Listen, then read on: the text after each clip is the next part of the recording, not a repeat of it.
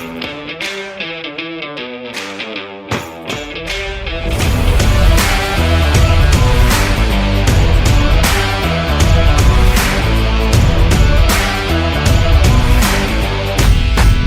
very warm hello to all of you, and I must thank each one of you to have made it to the webinar today, sparing your time. Friends, we are all passing through tough times. And like India is on the 30th day of its lockdown, I am sure we all are in some form of lockdowns today. But I start my whole seminar or the webinar with the idea that this too shall pass. What brings me here is the second question. It takes me back 2 decades into my life in the military, when I remember a very dear friend of mine going for an operations. And just before he was about to move out from the operation, he just spoke to me and told me, Mukul, I really planned this operation well. I know this encounter will take place. I just hope I execute it well. I only have one worry. I am protected well. The only problem is just under my arms is the open space, and I just have to be careful. The operation went on, and the first volley of bullets went through his arms, right piercing his heart, and he was no more. And I look back at that incident. There are memories that shape my whole life around that. Let me tell you something, How do I remember him? Do I remember him as a person who fought valiantly, successfully conducted the operations despite giving his life, or a person with a great heart, commitment, and the relationship I built with him over the years? Secondly, it also had a big life lesson for me. And I think it's for all. And the issue came up was the question of the uncertainty of life and the certainty of death. Little did he know what will happen the next morning. And he had nobody else to talk. The last speaker was me. Doesn't it tell us something about today also? We live in the realm of uncertainty in these COVID times. Do we only remember, or will we ever remember, how we ensured social distancing and quarantine measures? Or will we go back to our friends and family and really remember for the skills they had to ensure these protocols were true, yet held their relationships together? Secondly, if that was an uncertain situation, even this is an uncertain situation. But there is certainty. In all our understanding of certainties, it could be about the certainty of whether my job may not be there. I may go into a financial crisis. Will I have a good relation with me? And so forth and so on, this trigger goes on. And this brings me to the question today. Are these protocols driven by a sense of rationality? That there is a protocol and we follow the protocol and we say that's driven by our rationality. We believe by the essence of rationality in it. Or there's something deep down in our hearts, something that really ignites it. And that's what brings me today's talk to you all. Do these protocols really ignite our most primitive emotions, fear and self-preservation? And do they stand in conflict to the very values we have propounded all over the time today? The value of being included in the society, the value of being secure with a group of friends. And today the question is, as the geographic footprint will increase, do you really think we will evolve differently in our relationships, or there's something more to it? But in order to answer this question, let's evolve ourselves in a situation and then try to answer this, okay? And we all go together in this complete webinar. So a normal routine of a morning, we get up whatever time. I think I get up at 7. Somebody may be getting at 5 and somebody may be at 9, but that's fine. I get up at 7 in the morning. And what do you reach out? Obviously the mobiles or the social media platform. And I get this message and I switch on my Twitter and my LinkedIn, and the message is something like this. You could see a job loss of 195 million, or young people are at risk. And I'm kind of upset with this kind of, message, and I go into my WhatsApp and I have a really, really sober message coming to me, and somebody, my loved one, my partner, or my family, sending a message to me saying, hello dear, good morning. And I feel so elevated that there's some relationship holding on there with me. And this is the way conversation goes. It slides into a different frame. It slides slowly. When over the conversation, your partner tells you, I saw this guy or the girl next door and he's also quarantined, and you begin to relate. But he's just like you, and he's like a gym freak like you, or maybe a runner like you, or whatever. And as the conversation goes, you see a kind of fear setting in, or kind of uncertainty that was setting into her, okay? And finally, by 1 o'clock, the commotions get on. And the final conversation over these 5 hours and 5.5 hours is all about, did you really think we can cope up with a long distance relationship? And it ends somewhere in the frame of hope we sail through. Let's put each of us together. We may have our own vulnerabilities and our own uncertainties. Some of us may have the uncertainty of jobs. Somebody may have the uncertainty of income, relationships, whatever. But if I ask you a question today, if you situate yourself in one of the uncertainties where you feel most vulnerable, and I ask you what is happening inside, are you going through a certain amount of fear and anxiety, pain and sadness, or question of survival is setting into you? And let me ask you this, right? And let's do a poll together, and maybe we get a frame of it. And I'll launch this poll for you.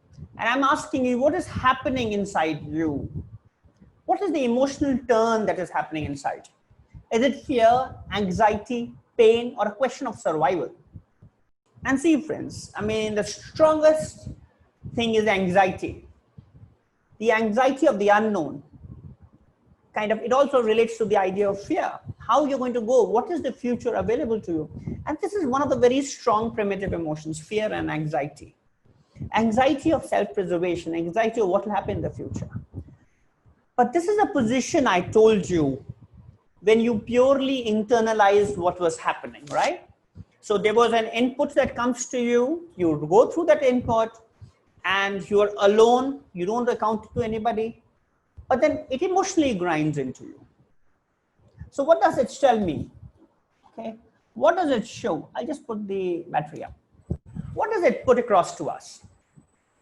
That despite not being infected, despite not being into it, we still have the emotion to control that issue. We are getting affected by it. And let's put it this way. Now the context came up of internalization, right? Now let's do a different situation which actually happened. And I take you back to 23rd of May. The Municipal Commissioner of Bangalore decided to make it public, a list of people who had a travel history and were asked to self-quarantine in their homes. So this is a kind of a chat which happened at a social media platform where I was there. And the chat went like that, where some of the society members asked, hope we have none who has come back from overseas, and the responder went on to say, well, yes, you have. There are 8 people who have, but they are aware about the government quarantine. And the question by the society member was, yes, I agree, but I hope somebody is ensuring they are quarantined. And then it comes to the next question. The responder says, please don't post such messages. It really hurts people. It is an emotional issue. You cannot just target somebody out. And the person in the society really goes into a defense mechanism and says, well, I was only asking. And when you look at this kind of a thing, when a society member was asking and this question coming up in the platform, the society member had a very strong justification to it. He says, well, this is the only way you can flatten the curve. It's a government mandated protocol and it is inscribed as a duty. So when my prime minister spoke, he spoke that we have together in this collective fight, and it thus becomes my duty and my responsibility to ensure that the infection does not spread. And with the vaccine not being there, this is the only way I can do it. But let's put ourselves into this place. And I said, let's situate ourselves. And let me ask you something. If one of us or all of us in some form or other are affected in this case, and we are the silent spectator listening to this conversation, either quarantined or not, could we think of what is going into our mind? And conversely, the person who's asking these questions, what would be going into his or her mind? Let's go into the mind. Now the question is externalized. So initially I had an internalized definition. Now I have gone externalized to the idea. Okay. And so this is my question, right? How is our response? So if we are one of the people, is it about our emotion? We really read this message. We really go into isolation, sadness, guilt, anxiety, humiliation, or stigma. What is it? And what does the community who's trying to ask you these questions very benevolently saying, because my prime minister has said it, what's going into their minds, right? So let's take a poll here and try to see what's happening there, right? So I have this poll and I launch. The poll is, if you are in quarantine, what's happening inside you when you listen to this kind of message? And my second question is, what do you think the society responding in this manner? Is it out of their own fear? Is it out of their concerns of safety to protect themselves? And is it about prejudice? But what is it all about? What is striking is isolation. And I will cover this issue on isolation, how you look at isolation, but this is an important thing that comes out. Remember, see, when we discussed the first thing of the LinkedIn and the WhatsApp, anxiety was a very dominant fear. And here also anxiety is very, very strong in shaping up. How do you think the person who was asking was? It was fear and safety and protection, right? So if it is put it this way, how do you address fear? If you address fear in your flight to safety, because fear comes with itself in pain, and pain avoidance is your flight to safety. So you can see how interrelated both go. But in both cases, as an externality, which is now, and an internal, what it was internalized with you before, in both came, the subset of emotions flowing is about anxiety and fear that is really shaping. And this, in fact, are our most primitive emotions. And this gets me to the issue that the rationality of protocol, more than that, is the subsumed idea of our own primitive fears of fear and self-preservation. And this is why it strikes. And do you think it has begun to manifest or it has not begun to manifest? Let me share an example with you why I give an indication from my point of view. This has begun to manifest in certain forms. So recently, the All India Institute of Medical Sciences, New Delhi, which is the premier institute of the country, comes out with a news article where the AIIMS director goes on to say there's a high rise in mortality, not because of the treatment, but the time in which people are coming inside or reporting to the hospitals to get treated. So they say it only comes about 6 days before, and they're at the tertiary stage, and that's why many of them are not recovering back. And he placed the idea of huge amount of stigma. And this again, you see the whole idea of primitive emotions beginning to manifest in society and communities. So would you say community spread is only because it is medically about infection, or community spread is also about fear propagation? And that is a bigger worry. Look at back. Well, let's go back. Let's go back to 2003 when the Ebola virus was there, and a particular study went on to say the spread did not take place because of disease transmission. It was also about fear propagation. Our own kind of distress and psychiatric disorders were really shaping us. And they are the downsides of social values and social issues that started coming up. Let's see this. Okay, even the recent case of the COVID crisis, the Center for Disease Control and Protection also goes on to say fear, withdrawal, and guilt, isolation, and stigma, something which is very much about when people go into quarantine, self-isolation, and this is kind of dynamics that is happening. And I repeat the same sentence again to you. We need to examine and ask, is it just we are convinced for the rationality of these two decisions, two protocols of social distancing and quarantine, or it ignites our own emotions, our most primitive emotions, and it makes us really follow these protocols. You know what? This is one side of a human character. It's our own character, and this cannot go because they are very primitive, innate emotions to us. But the beauty is the complexity of the human mind. You know, we really draw inspiration from acts of kindness, courage, and humility. I am sure all of us, when we look at these pictures, we really get inspired by each one of them. And why do they do that? And why are we so inspired by their acts of kindness? And trust me, all of us trust each other to say that they are not just doing as duty, but they are beyond their normal obligations of duty. And what does it mean? They actually are overcoming their fears and reaching out. And see how the complexity of it is. We both stand here. While we hold on our actions for our own fears, but we really respond to acts of courage and humility for people who overcome fear. Why sometimes military gets so revered? Because when we go into battle, it is about we only live for our country and we leave the fears behind. And that is what is happening today. This is where we get inspired. And when we are drawing close to these two issues, we really need to know how to moderate these emotions, to really reach out to the betterness of it, to develop our relationships. Let me put it another way now. Let's be more positive in this frame today, okay? I told you about emotions, which was fear, self-preservation, and anxiety.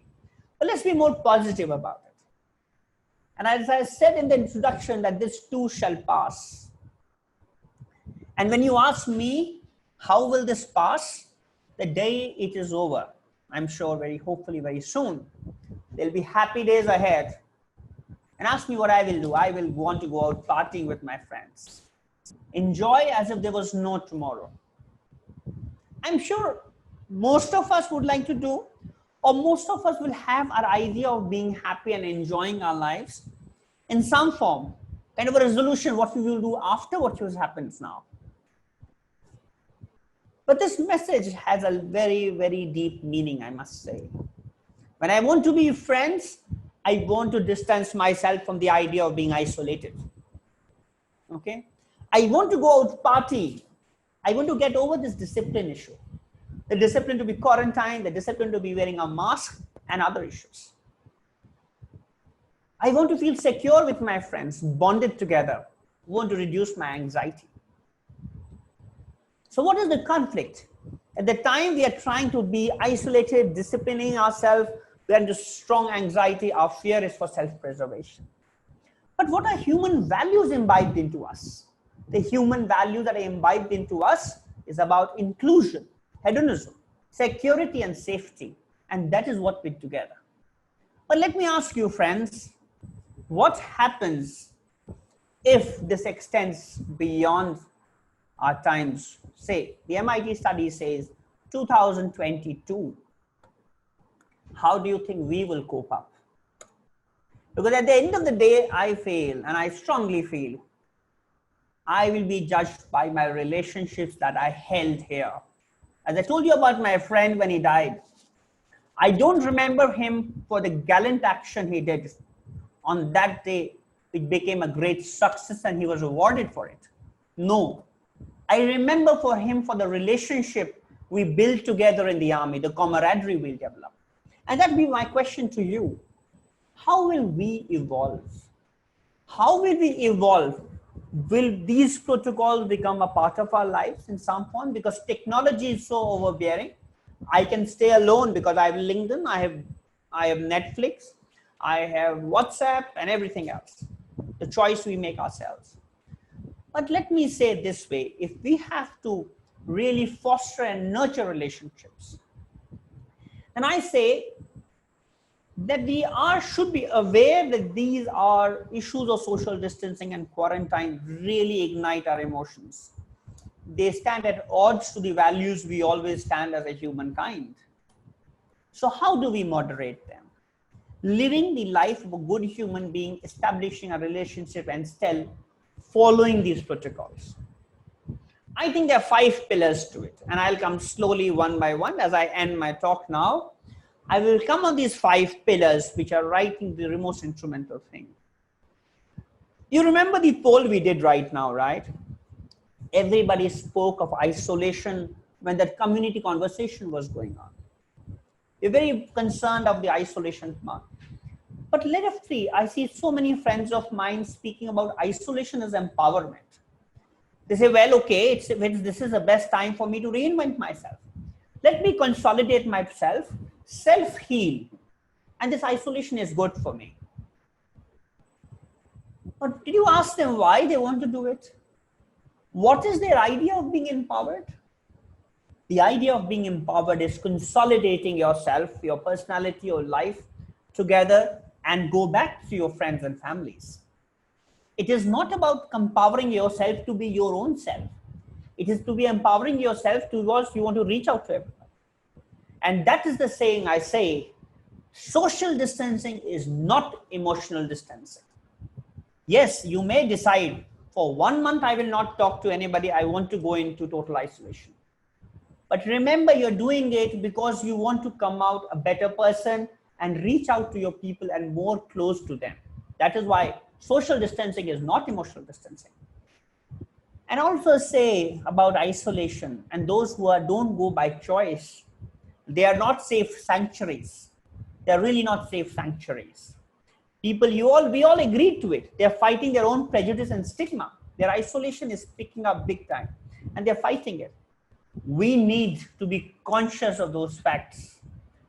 Maybe avoiding messages the way I showed you in the group or the activity of the society message conversation, which actually took place. I think there is a dynamics to it. The empathy has to exist. You know, I stress on the act of fear and self-preservation. And I'm going to tell you 2 stories today. I mean, 2 incidents which I actually figure out. And tell you that why it is very important to really moderate these primitive emotions, particularly of fear and the self-preservation. A little video of 30 seconds I'll show you, which tells you how a little baby who's having the symptoms of COVID and the parents don't really want to come close to her. And see how it is. That's what she's crying for help and nobody comes out. It is in Hindi. So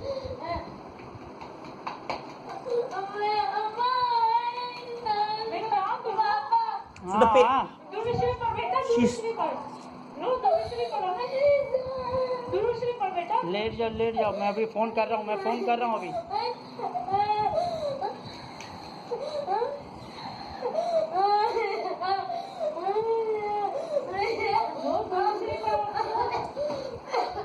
See, what is she doing? I mean, for those friends of mine who are abroad, they all are trying to look at the same. She's trying to call for help from her own loved ones and nobody is reaching. The second incident is also about another incident where 2 minors in Kashmir were detected positive. Mother was detected positive. Mother was detected negative and the 2 children were detected positive, 4 and 7 years. The mother accompanies these children and pretends herself to be infected, asking her children not to come close to them. And they both survive and come out. All of the 3 people come out together safely and healed. This is about emotions. This is about managing your affairs. Ask them, go fast forward 10 years from now, how will they account for it is a bigger issue. And that's why I said, we know the question of it, but we know how to really moderate our fear. They will remain innate to us. Next, I mean, look at this contradiction. The World Economic Forum, when one of the reports mentions that there's a high amount of swipe right in the online dating matches, okay? At the same time, it's increased by 26%. At the same time, divorce rates have really increased. India, China, Turkey, and the Council of Europe is very, very concerned about violence against women. How do we meet up both the aspirations? The online dating is a pure aspirational idea. Yes, I want to be friends. You still have that idea of being friends, meeting people, but at the same time, when this question comes to you of being with your loved ones, you're not really able to adjust in these times. Why is it so? It is because of the choice you make that whether you wish to invest or not, or how far do you want to go. The online dating is simple. I date a person for 10 days and online, and then they decide to meet up. The day I'm trying to meet up, I decide no. It's really risky. And I say, sorry, let's call off the date. That's up. I'm not accountable because I'm not emotionally attached. But in relationships, it's not like that. You really have to push. You'll have to push in these times also. And only then this will. You have to decide and invest in relationships. Look at it. And I always say this importantly, the COVID-19 will have the finiteness to heal. But the deep-seated relationship scars might last forever. Let's go to the next set. Betrayal is the worst emotion. This whole society example that I gave you, it was just pre-COVID-19. This society was like a family. We were all together. We were all like a family together talking to each other. And suddenly, when this COVID issue comes, the question starts rattling on the media space like this. And that's the time it was betrayal. And why is it so? Because let's not try to satisfy our own hunger to be important. And somewhere down the line, this is typical. When we try to satisfy our own hunger to be important, decisive, and a person to be heard, we take such stance, little realizing how it affects somebody else. And that's kind of a sense of betrayal sets into relationships. So while we will be very conscious about these protocols to be followed, the empathy of how you hold your relationship really becomes important. And this is an example which really came out openly. Very importantly, we are not a leader. You are a person in relationship. We all are persons in relationship. So when I heard the Prime Minister of my country talking, the Prime Minister knew it very well, that he's talking to me like a person in his personal self. So he's appealing to me. Okay. But he knew it also fully well that I am listening to him as the Prime Minister of the country. And I'm not listening to him called a person A. I'm listening to him as the Prime Minister of this country. It's the same thing is not applicable in relationships. You know, in the great enthusiasm to really go and tell people where they are wrong, even in relationships, be it a relationship of partners, husband and wife, children, the more you become stronger like a reader. You're not a leader there. You're a family man. You are a person relationship. And what you speak as an individual or even as a society member, even a head of a family, it is always received as an individual person. Okay, I will speak as a head of the family, but my children will receive it like Papa said that to me. The society member was speaking like a member of the society. It was not that. It was the society member X responding or inquiring about that person. And that's the kind of understanding how we pragmatically should move out. To finally end this part, I think in a simple way, let's not forget our standard civility. Practice kindness in the face of uncertainty and fear. Empathy, gratitude, and courage is all I learned from my friend who left us in that operations. And that message was clear. It's about relationships and never about the way he valiantly fought operations. But the times and uncertain times, only this will help us pass. Okay. My question to all of us, including me, is what will be our new avatar? And that's the choice we make. And how do you make the choice? By assessing your losses and moderating your emotions. But at the end of the day, nobody will remember me for how well I ensured quarantine and isolation. I'll be known the way I looked at people with emotions and holding relationships. And when this all gets over, only posterity will judge us for our actions, even in our relationships. Thank you very much. I hope it was interesting, and I invite questions to be asked. Thank you very much.